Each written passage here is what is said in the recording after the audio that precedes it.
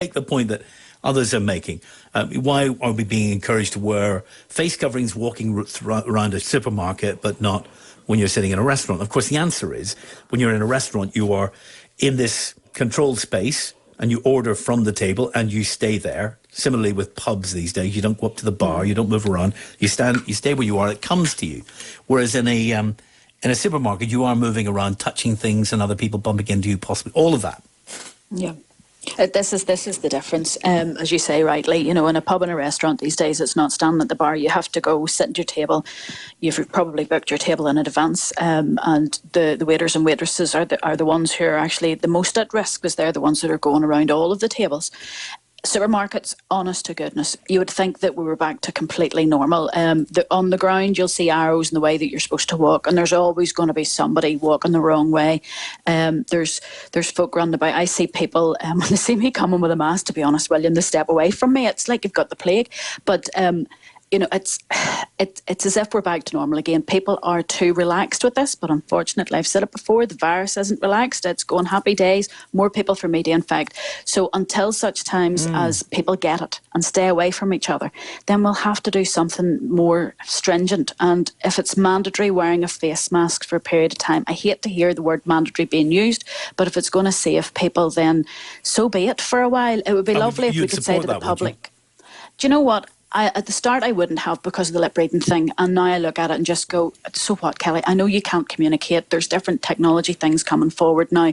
I hate the masks entirely, but if it saves lives, I never want another family to have to go through. Now, we were at the time in the funerals when nobody was allowed to go to funerals, but I don't want to see another family having to go through that sort of thing. That's awful. You know, we've had a spike in Limavady. There may be other spikes coming up. We don't want to see that happening. We want to get back to normal, and the only way we can get, and the quickest way we can get back to normal, is by taking terrible decisions about these things, like stay at home, washing your hands, wearing a face mask. It's all for the better good. It's not to take away anybody's rights. It's not to harm anybody. There are exemptions there for people who genuinely cannot wear masks. So we do have protections there, but it's getting to the stage. Yesterday, other than I saw it for myself going through that shopping centre, people were just dandering about there, couldn't give a hoot, no social distancing. As somebody else mentioned there was hands all over vegetables and stuff like that there. It was as if we were back to normal. No, let's just... It is feeling a bit like that, isn't it? Yeah. It is. And to be honest, you see when you see folk with face masks, it helps to remind you, actually, we're still in this, you know. Let's go to Elizabeth in Helens Bay. Hi, Elizabeth. Hi, William. Lovely to hear your voice back on radio again. Thanks, Elizabeth. All I'm saying to that lady who says we shouldn't wear face masks or get vaccines, I've been shielding for 5 months. I have had the vaccine flu for quite a few years, and it's good. And furthermore, if people weren't wearing masks, I'd be frightened to go outside. And another thing, the thing about wearing a mask and another person wearing a mask is protecting each other. This is the law, and I hope it does come in mandatory. And I hope the people who do not wear them get messages. If you don't wear this mask, you could be committing me to death. Manslaughter. It's as simple as that. It's a dangerous virus. It's killing people, nearly 50,000 in England. This is not something to be smirked at or ignored. This is death. This is something that a 16-year-old could catch or a baby could catch. Yeah. Please wear a mask and protect yourself and other people. Elizabeth, thank you very much. Appreciate your call. Colette's there too. Hi, Colette. Hello, William. How you doing? Hey, Colette. I'm just ringing to say I don't agree with this mandatory mask thing. If you wish to wear a mask, fair enough. But I won't be wearing one, and then I'll probably not be allowed into shops. But let me say this. When you put a mask on, you're not getting the full oxygen in. You're getting your own CO2 in. And but that's not true. There's detrimental things to it. No, but that's scientifically not true. I mean, that's scientifically not true. It is not true. There's no reduction in your oxygenation level in your blood when you wear a mask. It's just not true. No, it's not true. What about the death rate from last year? I checked it at the beginning of this lockdown. It is practically the same as it is now. The death rate for Northern Ireland last year. these death rate levels have been. All right. So okay. All right. You So know, what I'm another- hearing from another you wee is point before I denialism. go, another You point were, no, before I hang on a go. wee minute. What I'm hearing Another is wee that point before I go, no, William. no. One Do you- second. why? 1 second. You're denying that we're going through a pandemic involving a deadly virus. That's what you're denying. The pandemic, you mean? Oh, there you go. The pandemic. go. Well, I'm you a can't have it both conspiracy ways. You theorist. can't have it both ways. You can't have the conspiracy Listen, theory William, that somebody's done this people deliberately a and then chance say to it's have not their there. opinion. It's one or the other. It seems to be the other. I have to go.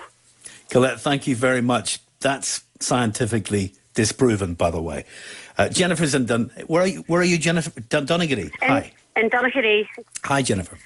Hello, William. How are you? I just wanted to make a point that I've been wearing a mask from day one because I have lung problems. I have very bad asthma and more lung problems. And I've been wearing a mask from day one. And I was telling your assistant there, one of you, that the first time I wore it, and I went into the supermarket in Donegal, this man at the till, he said, "She's wearing a mask," and he started to laugh at me. Now, that was away in the early days, but I've been wearing it consistently, and I will go on wearing it because I am protecting myself and I am protecting someone else as well.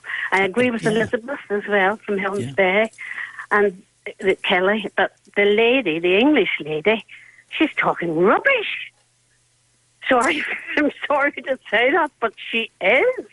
And do you So feel I'm yourself more comfortable actually wearing the mask? Do you feel a bit safer wearing a face covering? Yes, I do, yes. And I've started to go in to the coffee shop in Donegal and I wear my mask when I go to the counter to order my coffee.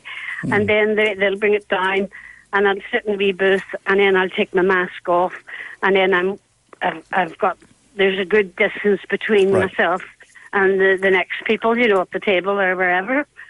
So I definitely think they're a good thing. And they were on about the cost. They don't cost. I can get them made. A friend of mine makes them, and they're not very dear. Right. They're not very dear to buy. Jennifer, thank you very much. You made the point really about social distancing and masks, which is, the real benefit of masks is when you cannot do social distancing in a certain space, maybe in public transport, then it can be helpful. But if you're sitting in that booth on your own, having walked in wearing your face covering, and now you're on your own with social distancing, you can take that face covering off and drink your coffee. Of course you can. Thank you very much, Jennifer. Thanks to Anna Brees and Kelly Armstrong. Tweet at BBC Talkback, text 81771 or email the programme